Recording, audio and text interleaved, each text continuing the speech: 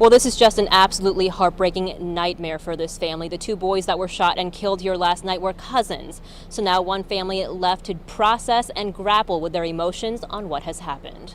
I hear the mother's cries for her son. It's heartbreaking, man. Honestly, it's an emotional roller coaster, you know. It's traumatic. Alicia Batchelor, the mother of a 1-year-old girl herself, sharing in the grief of two sisters who each lost their sons on Sunday night when the teenage boys were shot and killed right in front of Batchelor's window. 15-year-old Demarcos Pinkney, a football player on the inaugural team at Digital Pioneers Academy, and his cousin 18-year-old Kevin Mason.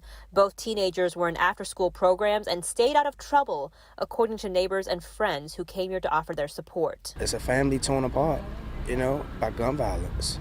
And it's something that's real heavy in this area, and I fear for my life, my child's life, my community's life. We spoke with Demarco's mom, who was too upset to be interviewed on camera, but she told us she tried to do everything right to make sure her son stayed safe. Batchelor says it wasn't hard to like both of these teens.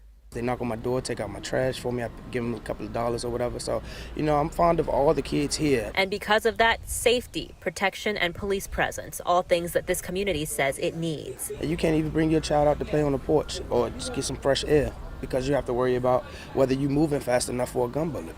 Because as Batchelor says, for far too long, this Langston Place community has felt ignored and forgotten. Better support in our community. We need people to hear us, hear our cries, hear our voices. Inhumane, honestly, you know, to be in a situation like this. I spoke to several community members here who are volunteers or actually run a lot of those after-school programs, and they all echo those same sentiments. They feel like the city only pays attention to them when crime or something negative happens here in this community. But what they do say they need is consistency and a place for their kids to go when it gets dark at night. In Southeast, Melissa Kim, WUSA 9.